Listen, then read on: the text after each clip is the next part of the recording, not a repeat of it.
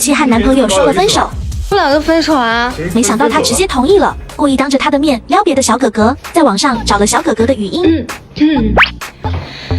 弟弟在干嘛呀？有没有想姐姐呀？